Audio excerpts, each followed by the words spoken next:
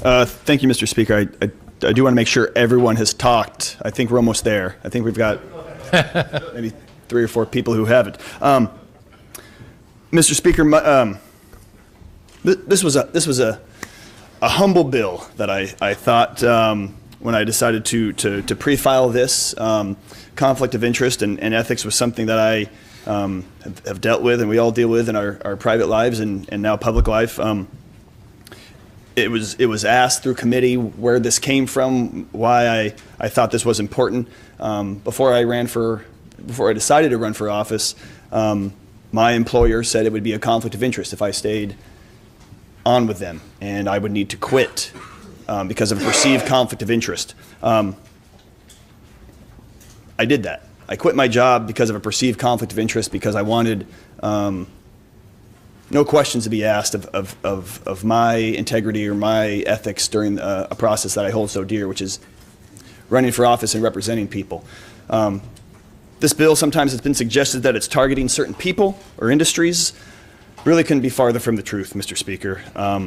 What this is targeting at is public trust. This is not targeting private industry, public industry, a region of our state, a particular person, a particular group of people, a union job, a non-union job. This is focused squarely to tell the public that we are defining our conflict of interest like many other states.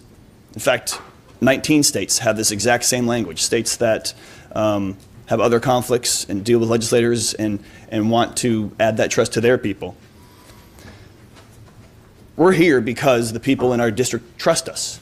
It's been stated many times that we're open books during the campaign season and while we're here in session in Juneau and when we're back home, that many parts of our lives are open and people can read those and do what they wish. But Mr. Speaker, I think we send a strong message here today if we say this is what defines a conflict of interest. This is when we'll rise. There's nothing to be secretive about. And I think that whatever we can do to add to that, small steps are very important.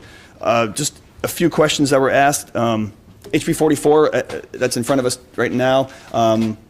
There's no voting in HB 44. All this is dealing with is our definition of conflict of interest. Immediate family and those dependents, that's defined in AS 24.60.990. I think people have had a chance to look at that statute, but it really is about the financial dependence and the rest of the language in that statute. Through the committee process, you would declare a conflict. You would still vote on your committee. There's no change except for declaring your conflict through the committee if the bill in front of you is significantly financially impacting you. But again, Mr. Speaker, it's been quoted in this building that even the appearance of impropriety should be removed from all of our actions. And I agree 100%. And I urge a yes vote on HB 44. Thank you.